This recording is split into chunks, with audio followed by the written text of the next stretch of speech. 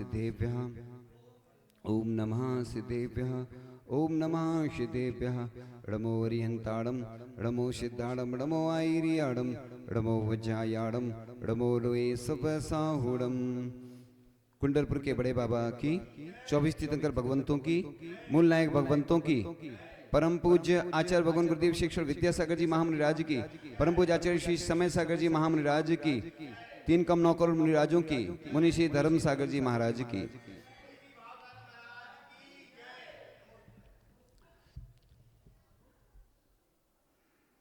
आचार्य श्री ज्ञान सागर जी महाराज जो कि तपोवृद्ध थे, ज्ञान वृद्ध थे और जिनका जन्म 24 अगस्त 1897 में भाद्रपद कृष्ण 11 को हुआ था राणोली में, और उन्होंने ब्रह्मचर्य व्रत 26 जून 1947 को लिया था। हम सिर्फ संक्षेप में चर्चा करेंगे उनके व्यक्तित्व के बारे में, क्योंकि हमारे गुरु नाम गुरु आचार्य श्री ज्ञान सागर जी महाराज क्या थे, इसलिए दुनिया उनसे परिचित हो। वो चर्चित तो थे क्योंकि जो हमारे गुरु नाम गुरु हैं, और 7वीं प्रतिभा उन्होंने 26 जून 1947 को ली थी, आषाढ़ शुक्ल अष्टमी के दिन। इसके बाद चुल्लक दीक्षा वैशाख कृष्ण तृतीया यानी 25 अप्रैल 1955 अक्षय तृतीया के दिन ली थी। इसके बाद एलक दीक्षा 1997 में ली आचार्य श्री देशभूषण जी महाराज से। इसके बाद मुनि दीक्षा उनकी 22 जून 1959 आषाढ़ कृष्ण दोज को, और आचार्य पद 7 फरवरी 1969 फाल्गुन वदी पंचमी के दिन। 4 चक्रवर्ती पद 20 अक्टूबर 1972 को नसीराबाद में प्राप्त हुआ था, और आचार्य पद 22 नवंबर 1972 को आचार्य पद का त्याग किया था उन्होंने। समाधि कब हुई थी? तो 1 जून 1973 यानी ज्येष्ठ कृष्ण अमावस्या को इसी शुभ तिथि में उनका 10:50 पर समाधि मरण हुआ था। उनके शिष्य कौन कौन से थे? तो सबसे बड़े शिष्य परम पूज्य आचार्य श्री विद्यासागर जी महाराज, आचार्य कल्प विवेक सागर जी महाराज, और चुल्लक विजय सागर, चुल्लक आदि सागर, चुल्लक स्वरूपानंद जी, इलक सन्मति सागर, चुल्लक श्री सुख सागर जी और चुल्लक श्री संभव सागर जी आदि थे। और उन्होंने जब देखा कि अन्य धर्म वाले संस्कृत पर अपना कब्जा किए हैं, आज अपन को लगता है उनके बारे में जब सुनाएंगे तो आपको भी रोंगटे खड़े हो जाएंगे। आज जो स्थिति होती ना कि मंदिर पे, वेदी पे, जमीन पे लोग कब्जा कर लेते हैं, स्थितियां बिगड़ती जाती, और कोई भी पद ले लेता तो छोड़ना ही नहीं चाहता, क्योंकि पद से इज्जत मिलती है। लेकिन मैं पद की बुराई नहीं कर रहा हूं, पद लो, अच्छे से काम करो, क्योंकि अपन ने जो पद लिया है तो सेवा के लिए लिया है, चाहे हमारा पद हो चाहे आपका पद हो, कोई भी। तो आज ये होती है कि गिने पद सब ले लेते हैं, घर पे बैठ जाते हैं, काम कोई करता नहीं। लेकिन पूज्य ज्ञान सागर महाराज जी ने जब देखा कि संस्कृत पर किसी जाति विशेष का कब्जा है, वो हम ज्यादा उल्लेख नहीं करते हैं क्योंकि समझ गए किसका है संस्कृत पे, तो बस उन्होंने फिर जब वो बनारस गए, गमछा बेचते थे वो, और कैसे उन्होंने पढ़ाई की। वाकई में आज तो कितनी सुविधाएं होंगी, बच्चे पढ़ते ही नहीं हैं। आज बच्चे इतना पैसा खर्च करते, बाहर पढ़ रहे हैं, क्या कर रहे हैं वो हमें कहानी मालूम है। आप तो जाके देखा करो बच्चों को, क्यों एक आध बार बिना बताए जाना और देखना कि क्या स्थिति है। तो इस मैंने एक बार देखा इंदौर में, सुबह सुबह से निकल रहा था, एक लड़की स्मोकिंग कर रही थी।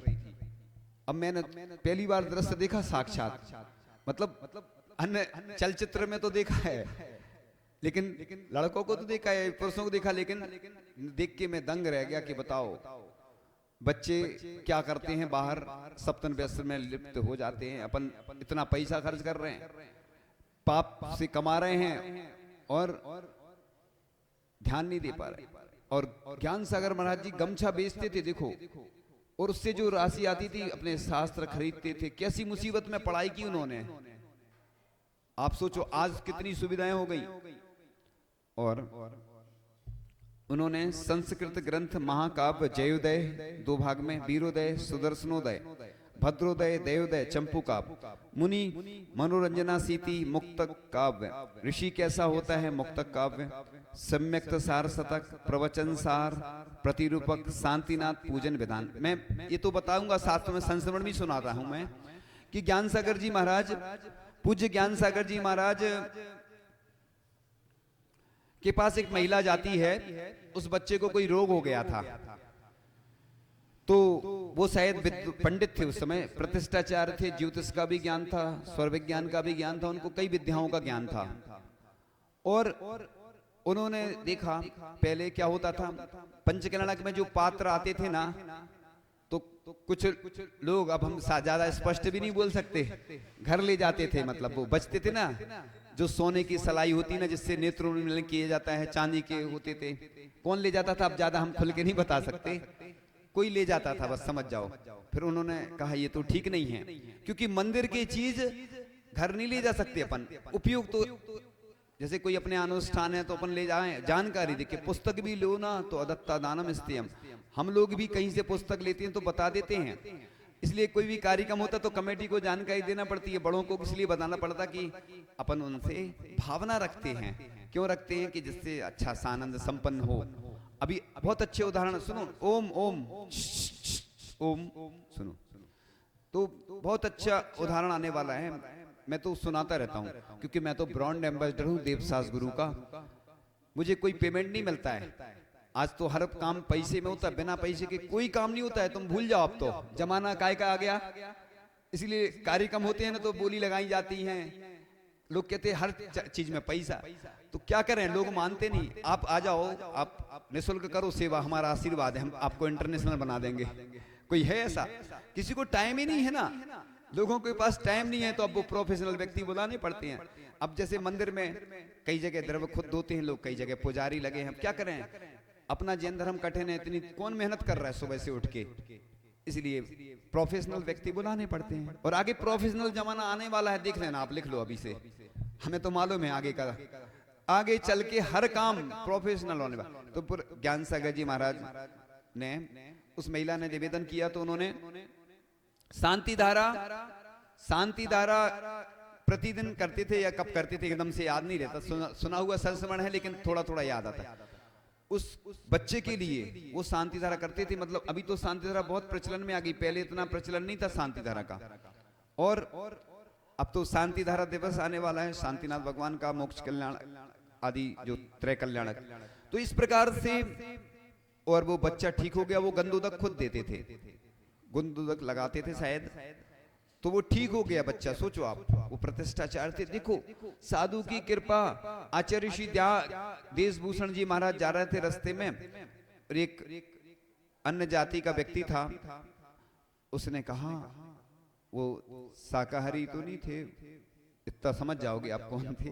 तो उन्होंने कहा, आप पहुंचे हुए संत हैं, आपके पास बहुत सारी रिद्धि सिद्धि हैं, हमारे लड़के को सर्प ने काट खाया, उनने जैसे ही 9 बार नमो कारण पढ़ा और जल उसके ऊपर डाला, वो लड़का खड़ा हो गया। तो इस प्रकार से एक दिन और बताया था कि एक महाराज के पास लोग गए कि महाराज हमें बहुत परेशानियां हैं, बार बार इसलिए सुनाते हैं कि लोग भूल जाते ना, मेमोरी लोगों की कमजोर है, हमारी भी कमजोर है मेमोरी, लेकिन याद आ जाती है प्रभु कृपा से। तो बस उस मंदिर, उन्होंने कहा मंदिर में तुम्हारे यहाँ ध्वजा फटी हुई लगी है, जाके देखा तो वाकई में ध्वजा फटी लगी थी। तो दलित, इसलिए मंदिरों में जहां भी ध्वजा अच्छी नहीं लगी है, आप तो हमारे पास आओ, कोई कमेटी करे चाहे नहीं, हमारे पास करने वाले भी हैं, सब व्यवस्था है। इसलिए मैं इंटरनेशनल बोलता हूँ, पूरे देश विदेश में जहां भी, जिस मंदिर में, पाठशाला में, गौशाला में आपको जो भी जरूरत है, आप हमारे पास खबर भेजो, हम करवाएंगे। हमारे पास कोई पुण्यार्जक नहीं है, लेकिन हमें विश्वास है कि पुण्यार्जक भी आप ही लोग बन जाओगे और करेंगे। आज चरण की बात आ रही थी, तो एक व्यक्ति से कहा हमने, उसने तुरंत स्वीकृति दे दी। हमने कहा चमत्कार हो गया हमारे आचार्य जी के चरणों का। तो हमारे गुरु जी चमत्कारी थे, अतिशयकारी थे, उनके गुरु भी ज्ञान सागर जी के बारे में अभी सुनाएंगे आपको। आज ही एक व्यक्ति ने हमें अपनी जानकारी दी। हम नाम इसलिए घोषणा नहीं करते कि आजकल सब मालूम है ना आप लोगों को, पहले से घोषणा नहीं की जाती, लेकिन वो अच्छा व्यक्ति है। हमें ऐसे ही देश में ऐसे ही पुण्यार्जक चाहिए बस। जैसे एक कार्यक्रम हुआ ना बड़ा, एक पुण्यार्जक ने पूरा आयोजन किया, ऐसे पुण्यार्जक मिल जाए तो बस कई आर के मार्वल तैयार हो सकते हैं। हम तो सबको आर के मार्वल बनाना चाहते हैं। हम आर के मार्वल वाले एक ही क्यों रहने दें, उनकी बिक्रिया हो जाए ना, बहुत सारे लोग तैयार हो जाएं ऐसे। तो बस अब ज्ञान सागर जी महाराज ने गंदों तक लगाया और वो बच्चा सुस्त हो गया। पूज्य ज्ञान सागर जी। एक बार क्या हुआ, ये थोड़ा सा बता पूरा कर ले वैसे, फिर क्या ना बीच बीच में वो ग्रंथ रह जाएंगे नहीं तो दशावतार, गुण सुंदर, वृतांत, भाग्योदय, जैन विवाह विधि, ये उन्होंने कुछ ब्रह्मचारी अवस्था में लिखे, कुछ मुनि अवस्था में। क्योंकि ब्रह्मचारी अवस्था में कई ग्रंथ ऐसे लिख सकते हैं, मुनि अवस्था में फिर नहीं लिख पाते, नहीं तो लोग कहेंगे उन्होंने जैन विवाह विधि मुनि अवस्था में लिखी, ऐसा नहीं। तो कर्तव्य पथ प्रदर्शन, विवेकोदय, एक जो आज प्रासुक विधि होती ना उसकी भी लिखी उन्हें, सचित्त विचार, सचित्त विवेचन। आप लोग जरूर पढ़ना ये, क्योंकि इससे ज्ञान होगा कि कैसे प्रासुक विधि उन्होंने लिखी है, क्या किया। तो देवागम स्त्रोत पद्यानुवाद, नियमसार, अष्टपाहुड़, पवित्र मानव जीवन, स्वामी कुंद कुंद और सनातन जैन धर्म, और इतिहास के पन्ने, मानव धर्म, समय सार, तत्वार्थ, वृत्ति, टीका। इस प्रकार से ये संक्षेप में हमने आचार्य परम पूज्य आचार्य श्री ज्ञान सागर जी महाराज के बारे में बताया। हुआ यूं कि एक आयोजन होना था और आयोजन में क्या हुआ कि भोजन की व्यवस्था थी 3000 लोगों की। गौर से सुनना सभी लोग, बहुत अच्छा उदाहरण है। कोई कार्यक्रम हो रहा था विधान आदि, और मुनि अवस्था में थे शायद वो, या आचार अवस्था में रहे होंगे। तो लोग घबराते हैं, कमेटी वाले क्या है घबरा जाते कैसे होगी व्यवस्था, लेकिन उनको मालूम नहीं है कि जो संत होते हैं ना उनके पास भी बहुत सारी ऐसी चीजें होती हैं। अब आचार्य श्री ज्ञान मुनि श्री ज्ञान सागर जी महाराज ने कहा तुम लोग घबराओ नहीं, क्या करना है तुम्हें, जिस कमरे में भोजन रखा है ना उसमें एक पर्दा लगाना, शुद्ध धोती आदि, और उधर एक व्यक्ति को बैठा देना, उसका उपवास रहेगा और शुद्ध धोती में वो बैठा रहेगा वहां। और वैसे ही किया गया। उस भंडारा में, भंडारा बोलते हैं उस कमरे को जिसमें भोजन रखा होता है, तो भंडार गृह बोल सकते अपन। भंडार गृह में वो व्यक्ति बैठ गया उपवास करके और धोती लगा दी गई, और आज मुनि श्री ज्ञान सागर जी महाराज ने जैसा कहा था वैसा ही उन लोगों ने किया, और उस उनके आशीर्वाद के प्रभाव से ऐसा अतिशय चमत्कार हुआ कि 3000 लोगों का भोजन लगभग 10,000 से ऊपर लोगों ने कर लिया और भोजन समाप्त नहीं हुआ। ऐसे गुरु नाम गुरु आचार्य श्री ज्ञान सागर जी महाराज हमारे थे कि जब कोई जाता था शिकायत करने, क्योंकि लोगों की आदत रहती है ना, तो बस शिकायत करने जाते थे लोग, तो बस ये विद्यासागर जी ऐसा करते हैं वैसा करते हैं। तो उन्होंने बहुत अच्छी बात कही थी। उन्होंने कहा था कि तुम उसके बारे में नहीं देखो, मुझे मालूम है कि वो आगे चलकर जैन धर्म का डंका बजाएगा, और उनकी बात बिल्कुल सत्य हुई, क्योंकि वो हस्तरेखा भी जानते थे, ज्योतिष जानते थे, बड़े विद्वान थे वो। उनका नाम ही था ज्ञान सागर जी महाराज। इसलिए हमारे गुरु तो महान थे, उनके गुरु के गुरु भी इतने महान थे कि उनको सब विद्याओं का ज्ञान था। और वो जो अनुष्ठान में जो भी पात्र आते थे तो कोई ले लेता था, तो वो उन्होंने फिर बंद किया। नहीं, ये तो दोष लगता है निर्माल का, इसलिए मंदिर की कोई वस्तु ले नहीं जाना। मंदिर में चावल भी चढ़ाओ, अपने घर से लाओ, द्रव्य घर से लाया करो, मंदिर की नहीं चढ़ाना, मंदिर में धो। निर्माल एक दाना भी नहीं ले जाना चाहिए, नहीं तो इतना दोष लगता है। हमने बताया था कि मनुष्य के बल में कीड़ा बनता है 60,000 वर्ष तक, और उसको रोग होते हैं, परेशानियां आती हैं। हमने सुनाया था एक दिन एक व्यक्ति का उदाहरण, ये पूरे देश के लिए मैं बोल रहा हूं, कि एक व्यक्ति ने मंदिर की कोई दुकान पे कब्जा कर लिया, बाद में उसको बीमारी हो गई और उसने छोड़ भी दी दुकान तो भी ठीक नहीं हुआ। स्थिति ये होती है, निर्माल का बिल्कुल इस्तेमाल नहीं करना। इसलिए उन्होंने ये प्रेरणा दी पूज्य ज्ञान सागर प्रतिष्ठाचार्य थे उस समय कि ये बिल्कुल मंदिर की एक भी वस्तु नहीं ले जाना बिल्कुल। और मैंने अभी हमें समय नहीं है क्योंकि अभी मैं दूसरा विषय ले रहा हूँ, इसलिए सुनाया था मैंने एक बार उदाहरण कि गिलास का सुनाया था, उसने मंदिर का गिलास लगाया था। इसलिए मैंने एक महादानी की कहानी में देश के प्रसिद्ध दानियों की कहानी सुनाई थी हमने। देश में जितने लोगों ने दान दिया क्या असर हुआ वो आप सुन लेना, क्योंकि आजकल तो सुविधा है ना सुनने की, है ना, तो सुविधा है। इसलिए अपन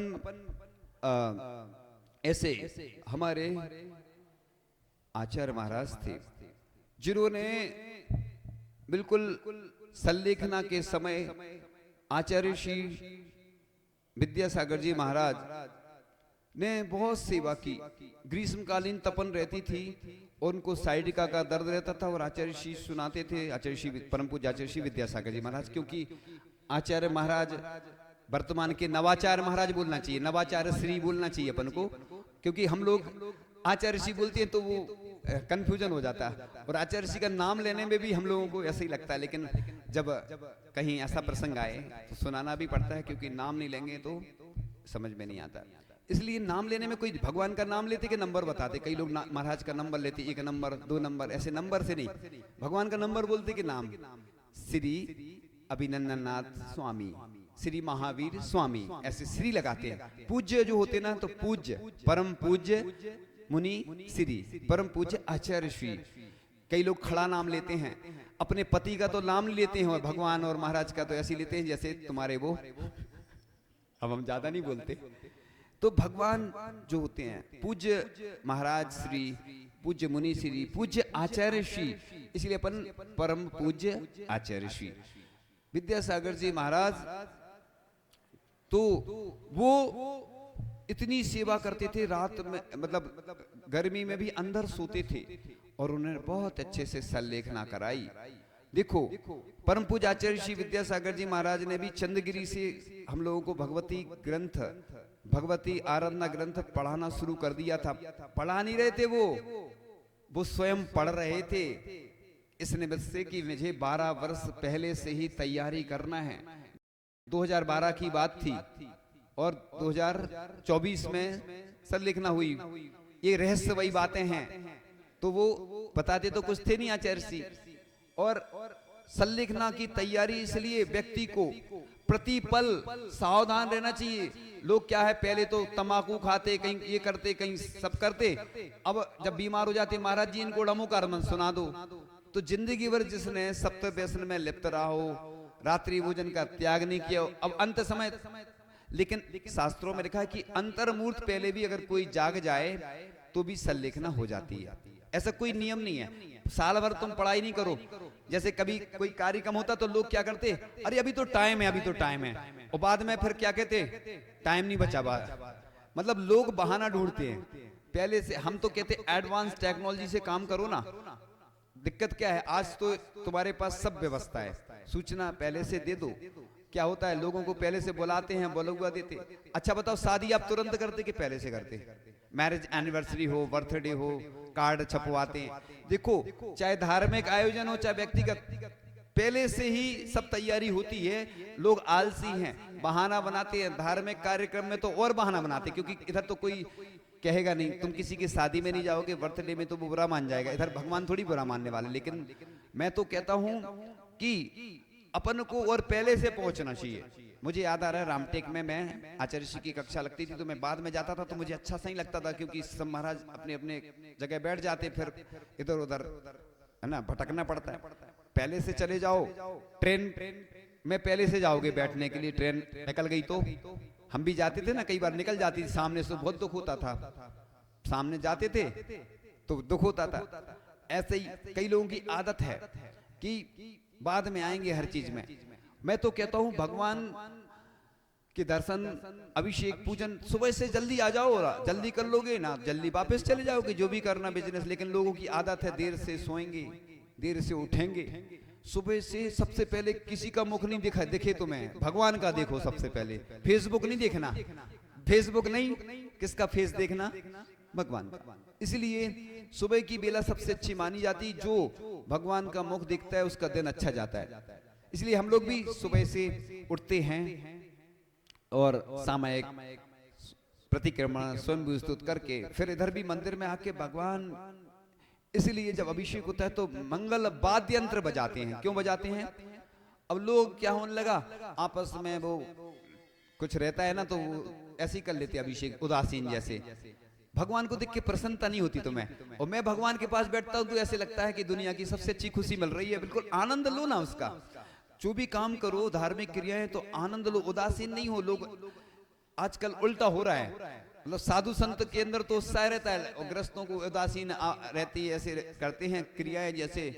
इसमें तुम्हें पाप का बंध होता है। तुम भगवान के काम में, देव शास्त्र के काम में बड़े उदासीन रहोगे ना, पुण्य बंध नहीं होगा।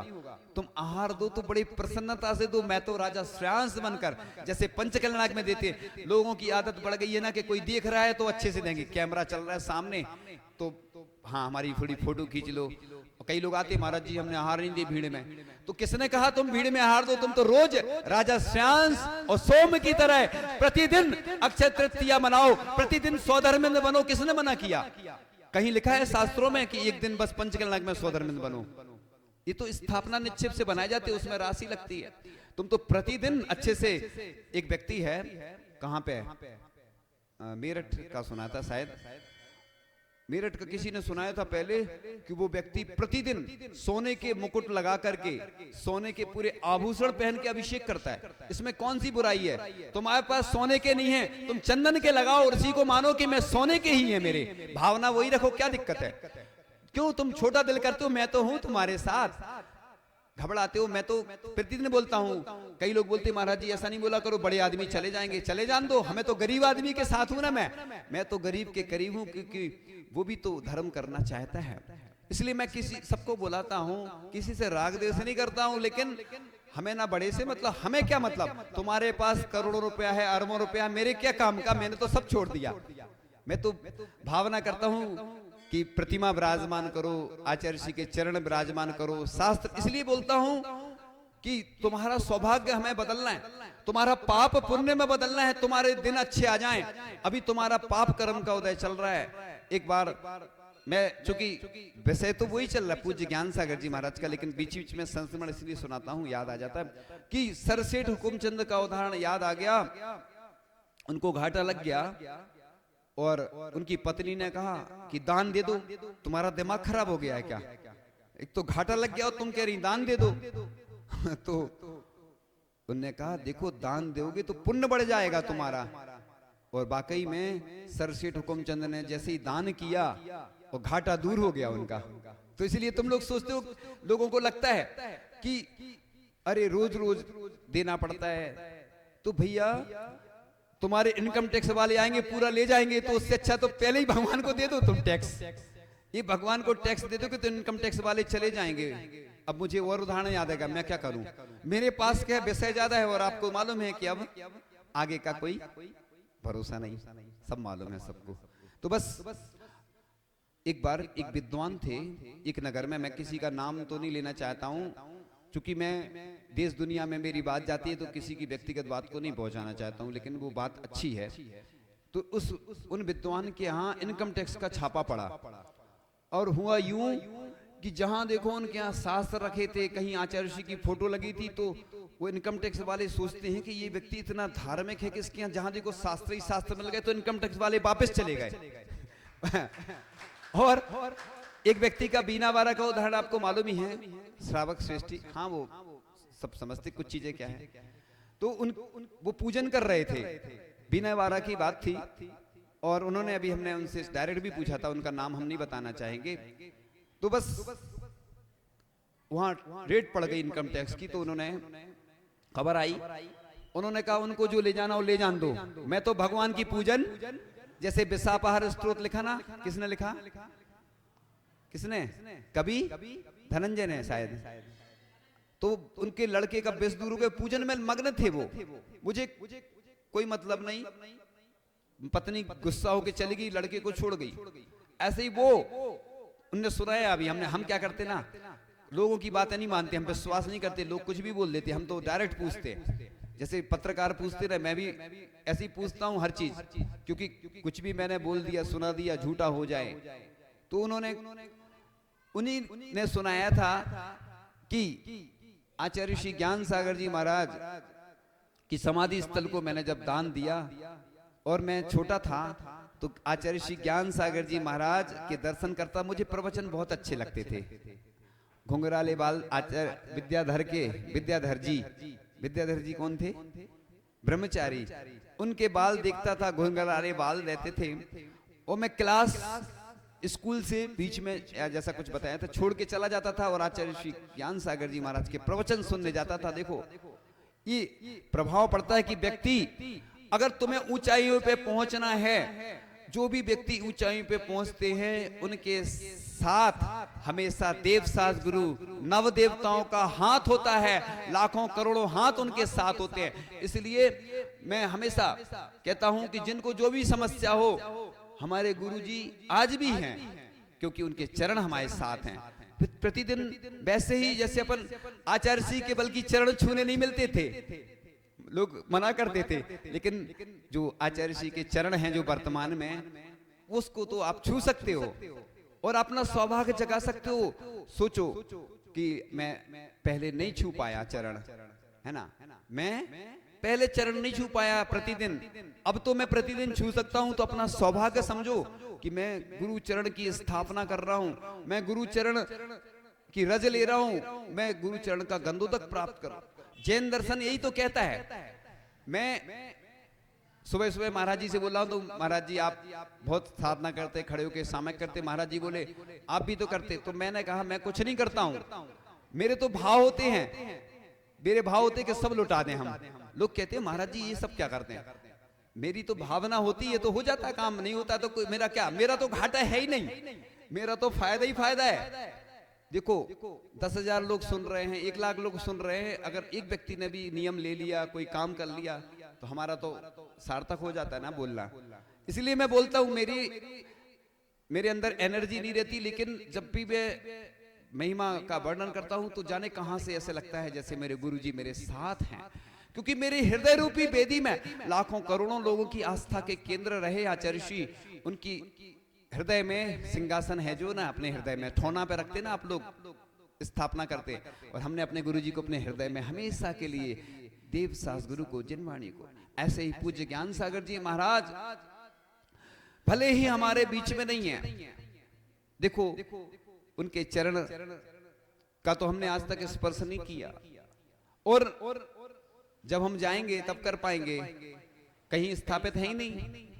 तो मेरी तो भावना है कि चुनिंदा स्थानों पे कम से कम आचार्य श्री के जो क्षेत्र हैं वहां होना चाहिए, 24 चरण होना चाहिए भगवान के, है ना, भावना है मेरी।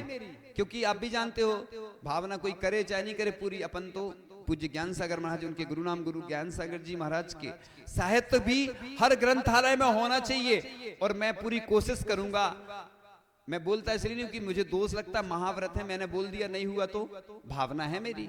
चरण भी विराजमान होना चाहिए पूज्य ज्ञान सागर महाराज जी के, और आचार्य श्री उन्हीं का नाम लेके सब काम करते थे कि उन्हीं की कृपा से सब काम हो रहा है। और गुरु का आशीर्वाद देखो कैसा फला कि आज पूरे विश्व में अगर जैन धर्म की कोई धरोहर हैं, मतलब थे माने आचार्य श्री विद्यासागर जी महाराज कि जब उनकी समाधि हुई तो देश का राजा यानी प्रधानमंत्री भी आंखों से श्रद्धांजलि देता है, आंसुओं से उनके पाद का प्रक्षालन करता है। साक्षात तो नहीं किया, ऑनलाइन प्रक्षालन हो जाता है, मतलब वहां गिराता आंसू, तो वो प्रक्षालन, ऐसा शास्त्रों में वर्णन आता है। आंसुओं से पाद प्रक्षालन किया, अपने केसों से, जैसे झुकाएगा जब मस्तक तो केस।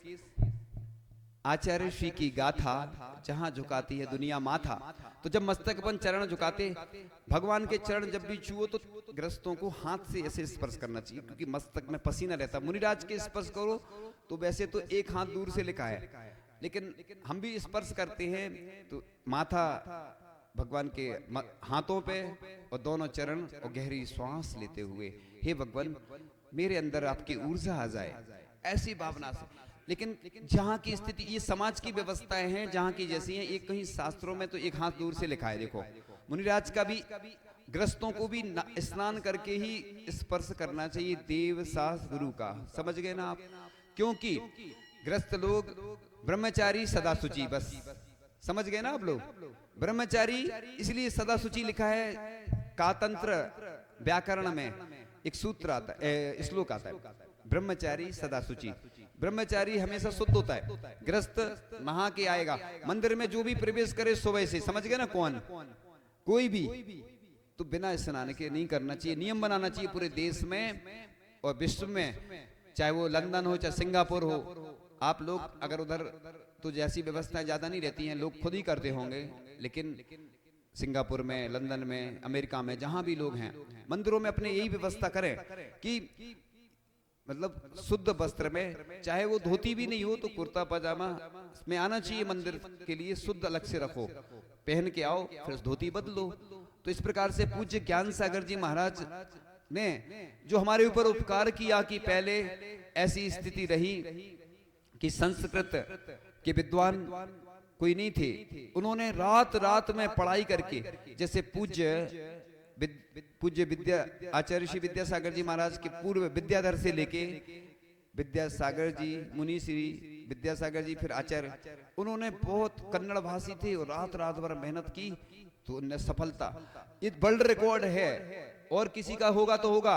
हमारे परम पूज्य आचार्य श्री विद्यासागर जी महाराज एक अनोखे संत हुए हैं कि जो 9वीं तक पढ़ाई की, लेकिन उनके ऊपर इतनी सारी पीएचडी हुई। पूज्य ज्ञान सागर जी महाराज के ऊपर भी इतनी सारी पीएचडी हुई, मुझे पास अभी जानकारी नहीं है क्योंकि मेरी मेमोरी थोड़ी सी वीक है, मुझे याद तो रहता है लेकिन कई बार संख्या आदि याद नहीं रहती, इसलिए तो पूज्य ज्ञान सागर जी महाराज ने हमारे लिए इतना साहित्य दिया और उन्होंने हमें इस दुनिया के सबसे बड़े गौरव दिए हैं। दुनिया के गौरव थे हमारे परम पूज्य आचार्य श्री विद्यासागर जी महाराज, जिन पे हमें बहुत गौरव होता है। आपके नगर के तो गौरव होते हैं, लेकिन वो तो पूरी दुनिया के थे। मुझे याद आ रहा है, मैं आज फिर से सुना देता हूं। ब्रिटेन के प्रधानमंत्री सुनक थे जो पहले, तो एक बार वो आए भारत में आए और उन्होंने चित्र देखा, ये किसका चित्र है?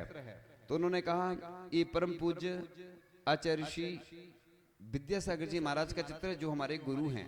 किसी जैन व्यक्ति के आए हो या जो भी कोई भी व्यक्ति हो सकता है, जैन शायद था। तो उस प्रधानमंत्री ने, जो ब्रिटेन का प्रधानमंत्री था, जो भारत का ही है लेकिन वो तब प्रधानमंत्री था, अब तो नहीं है, उसने लेट करके आचार्य श्री विद्यासागर जी महाराज के चित्र को नमोस्तु किया। ऐसे ही मुझे याद आ गया कि जेल में एक कैदी था जो कि क्या करता था, किसी से उसको प्रेम था। आप समझ जा, कुछ चीजें हम खुल के नहीं बोलते, प्रेम था, उसका नाम लिखता रहता था, पागल जैसा हो गया था। किसी ने सलाह दी कि तुम ये नाम छोड़ो, अब तुम किसका नाम लिखना, आचार्य श्री विद्यासागर जी महाराज का नाम लिखते रहो। उसने 17 करोड़ बार, संख्या कम ज्यादा हो सकती है, हमें याद है यहां तक मोटी मोटी, क्योंकि अपन को दोष लगता ना बोलने में, 17 करोड़ बार परम पूज्य आचार्य श्री विद्यासागर जी महाराज का नाम उसने लिखा। इसलिए तो कई लोग लिखते थे राम राम राम, क्योंकि राम लिखोगे तो तुम्हें सिद्धत्व की प्राप्ति होगी, इसलिए राम लिखो, भगवान का नाम लिखो, ओंकार मंत्र। हम तो वैसे माला पे ज्यादा विश्वास करते हैं, लेकिन उसको व्यवस्थित कर दो आप। जो जिनवाणी रहती ना, जो कागज रहते ना, उसको फिर से रिसाइकलिंग हो जाती है, उसकी व्यवस्था ऐसे करके तो कोई दिक्कत नहीं है। लेकिन क्या होता है, लोग कुछ भी लगाते ना मंदिर में या जो भी, तो उसकी व्यवस्था करो आप। लोग क्या है, सलाह देने तो आते हैं। किसी ने बताया था एक बार महाराज जी ने कि सलाह एक से मांगो तो 1000 लोग तैयार रहते सलाह देने, कहने की है ज्यादा संख्या, और सहयोग 1000 से मांगो तो 1 से मिलता है।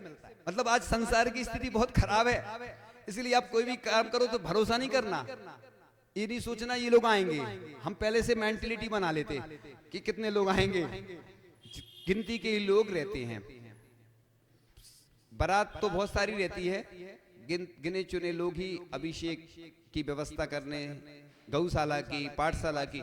इसलिए जो लोग सहयोग कर रहे हैं वो अपने आप को गौरवशाली समझा करो कि मुझे देखो जिनवाणी की सेवा करने का सौभाग्य मिल रहा है। देवसास गुरु नवदेवताओं की सेवा करना बड़ा पुण्य का काम है। इसलिए तुम सुनो, घर का काम करना जब भी यही सोचना कि मैं ये पाप का काम कर रहा हूं तो तुम्हें पुण्य बंद होगा, तुम ऐसा सोचोगे। क्योंकि वो पाप के कार्य है। लेकिन जब भी मंदिर में, भगवान के काम में, बिहार में ऐसा सोचो कि बड़ा मैं, जैसे मैं अपने आप को बोलता हूँ मैं महापुण्यार्जक हूँ, महापुण्यार्जक। अभी तक तो लोग पुण्यार्जक बोलते थे, महापुण्यार्जक क्यों? कि मैं भगवान की भक्ति कर रहा हूँ, देवसास गुरु का गुणगान कर रहा हूं, तो मेरी कर्मों की निर्जरा हो रही है, इसमें पाप का बंधन नहीं हो रहा है। इसलिए अपने आप को गौरवशाली समझो, अपने आप को सौभाग्यशाली समझो कि मैं इस जिनवाणी की सेवा कर रहा हूं, देवसास गुरु की सेवा कर रहा हूं, बड़ा सौभाग्यशाली हूं। इसलिए ये बड़े सौभाग्य के क्षण होते हैं। इसलिए गुरु नाम गुरु आचार्य श्री ज्ञान सागर जी महाराज ने हमारे ऊपर जितने उपकार किए, अगर वो नहीं होते तो हमारे क्या। एक किसी ने बहुत अच्छी बात कही थी कि जिस प्रकार से परम पूज्य आचार्य श्री ज्ञान सागर जी महाराज को जैसा शिष्य मिल गया, ऐसा परम पूज्य आचार्य श्री विद्यासागर जी को नहीं मिल सकता। ये थोड़ा सा आप लोगों को समझ में नहीं आ रही होगी बात, क्योंकि उन्होंने हीरे को परख लिया। मतलब उन्होंने ऐसे शिष्य को परखा था कि अब तो उनकी सिर्फ यादें हैं, स्मृतियां हैं, लेकिन हम इसलिए प्रेरणा देते हैं कि जहां भी आचार्य श्री के चरण विराजमान हो, उनसे संबंधित वहां पे शास्त्र भी विराजमान हो, उसको तो म्यूजियम बनाओ। अपने घर में तो सब मंदिर बनाते हैं, लेकिन ऐसा मंदिर, गुरु मंदिर हर जगह हो, कम से कम कि जिससे लोगों को आगे आने वाली पीढ़ियां याद रखें कि इस सदी में परम पूज्याचार्य श्री ज्ञान सागर जी महाराज हुए थे, परम पूज्याचार्य श्री विद्यासागर जी महाराज हुए थे, और परम वर्तमान में तो परम पूज्याचार्य श्री समय सागर जी महाराज हैं ही। तो अपन अपने ब्रांड एम्बेसडर खुद बनो, खुद प्रचार करो। दूसरों से अपन प्रचार करवाते हैं तो हम कई बार बोलते हैं उसमें कितना खर्च होता है, वो कौन रहते उन्हें खुद नहीं मालूम प्रोडक्ट के बारे में। एक बार किसी जो क्या बोलते, हीरो बोलते ना, हीरो अभिनेता ने कहा, किसी ने बोला कि आपने इसका प्रचार क्यों किया, ये तो गलत चीज है। उसने कहा मुझे खुद नहीं मालूम था, मुझे खुद नहीं मालूम था इसके बारे में। तो प्रोडक्ट के बारे में उसको खुद नहीं मालूम। अब जैसे मुझे सुरत के बारे में मालूम है, गुरु के बारे में मालूम है, इसलिए अपन अल्प बुद्धि हैं। देखो धीरे धीरे ग्रंथ लिपिबद्ध हुए। पहले आचार्य श्री ज्ञान सागर जी महाराज जब पूज्य विद्यासागर जी महाराज को पढ़ाते थे, उनको पूरे ग्रंथ याद रहते थे, कंठस्थ थे। सोचो आप, वो बता देते थे इस पंक्ति पे ये लिखा। मतलब पूज्य ज्ञान सागर महाराज जी की मेमोरी कितनी अच्छी थी, पूज्य विद्यासागर जी, आचार्य श्री विद्यासागर जी महाराज की कितनी अच्छी मेमोरी थी।